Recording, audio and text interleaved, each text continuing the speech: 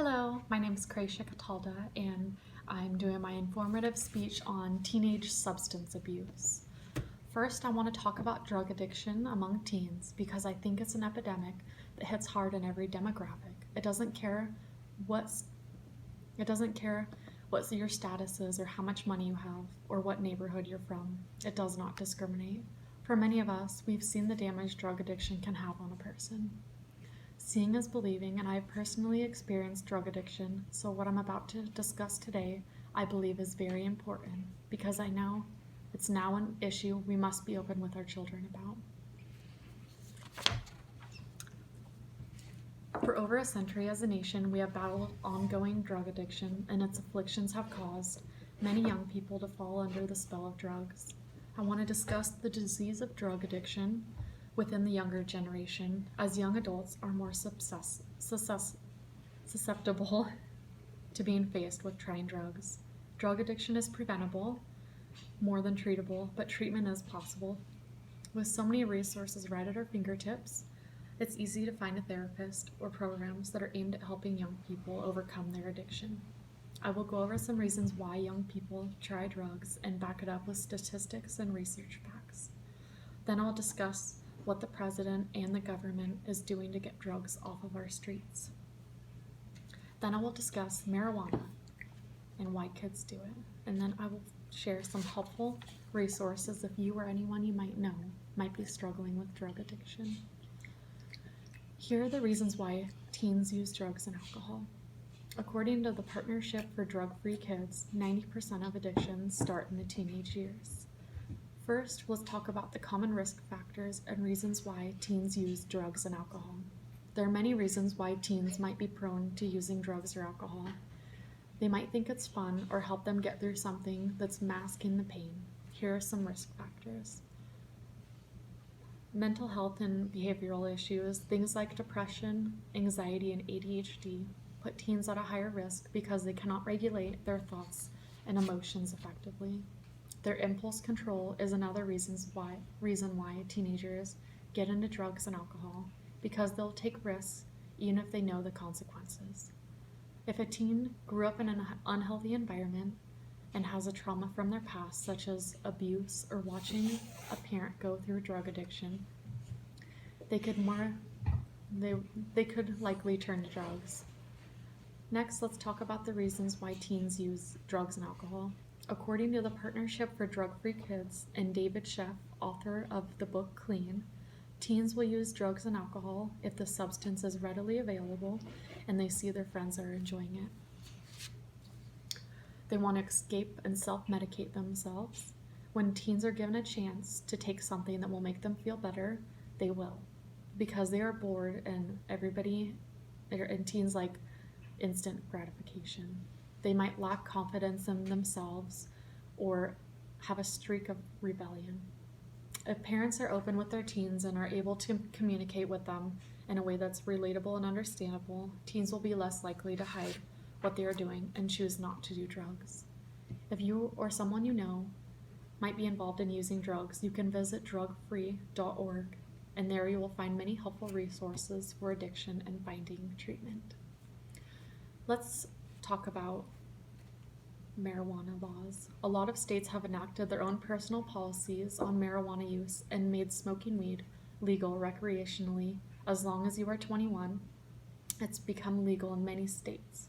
Making it easier for people to get means it's easier for children to get it from older friends, siblings, or even someone they met offline. While this is good for the economy and for legalizing a drug that has medicinal properties, it does create a situation where as a nation we are saying smoking weed is a positive activity, and young people tend to say, well, if it's legal for a 21-year-old and it's available for me to get, then it must not be that bad. Marijuana can be a gateway drug, and for many young people, this is how a more serious addiction starts. Alcohol and marijuana in some states are legal drugs, and if you are using either of those in a social setting and you are offered another serious drug like meth or heroin or cocaine, young people are more likely to accept the offer because their mind's ability to function properly is inhibited by being drunk or stoned. This is why the Trump administration has the goal of reaching out to drug-affected communities and young people to get the lines of communication open. If you follow the laws set by our government to ensure safety for everybody, if the law is that recreational marijuana is legal, we need to abide by these rules.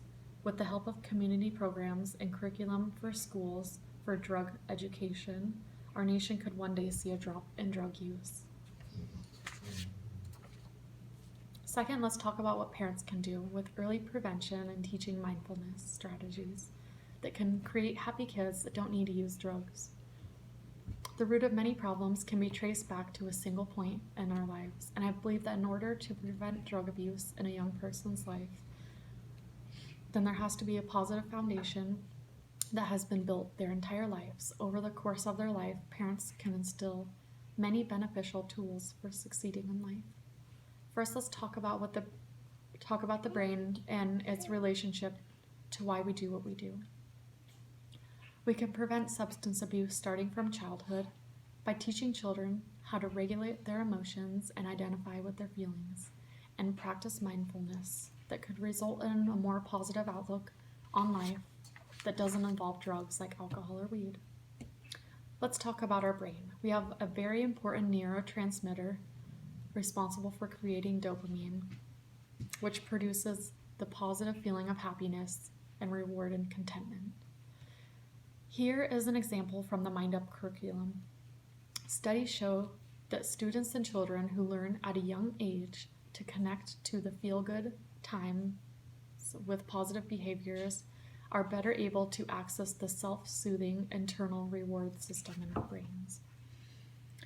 If young people are consistently feeling happy and rewarded in their lives, they're less likely to be involved in risky behaviors. Here are some fun and easy ways to engage your kids and keep them feeling happy. Be involved in playing sports, creating music or art, making friends and talking to them, and learning a new skill. Starting in 5th grade, parents should introduce the talk of drug use, specifically marijuana use, and how it affects the brain and why it's not good for kids to use.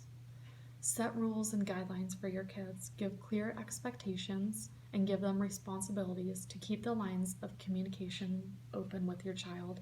There should be mutual respect, and it should be known that kids will follow the rules at home and outside of their home. As a parent, it's your job to know who their friends are and know their parents and stay in contact with them to keep actively involved in their lives. By eating dinner together and doing fun activities together and communicating the way your child does, whether it be social media or texting, stay an active part in their lives. Next, I want to touch on what America is doing as a nation to solve this crisis.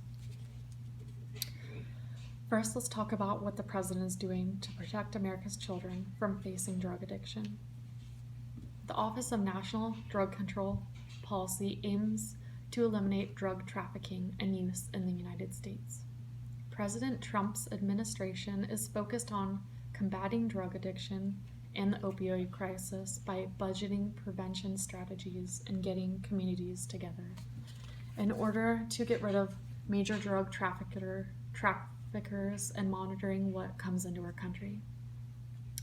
Each year, the Office of National Drug Control Policy produces the annual National Drug Control Strategy, which outlines the administration efforts for the nation to reduce illicit drug use, manufacturing, and trafficking, drug-related crime and violence, and drug-related health consequences.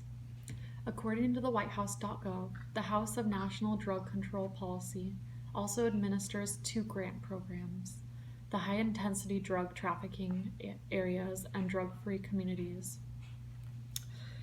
These programs assist federal, state, local, and tribal law enforcements operating in areas determined to be critical drug trafficking regions of the United States. They support laws and efforts in 49 states, the District of Columbia, Puerto Rico, and the U.S. Virgin Islands. The DFC program provides grants to communities to strengthen the infrastructure among local partners to create and sustain a reduction in local youth substance abuse. These important ones are aimed at youth, helping the youth, parents, media, school, healthcare professionals, and law enforcement. Doing drugs is not glamorous and it will not make you happy. Drug addiction is serious and life-threatening. You are not truly living while using. This concludes my speech on teenage drug addiction.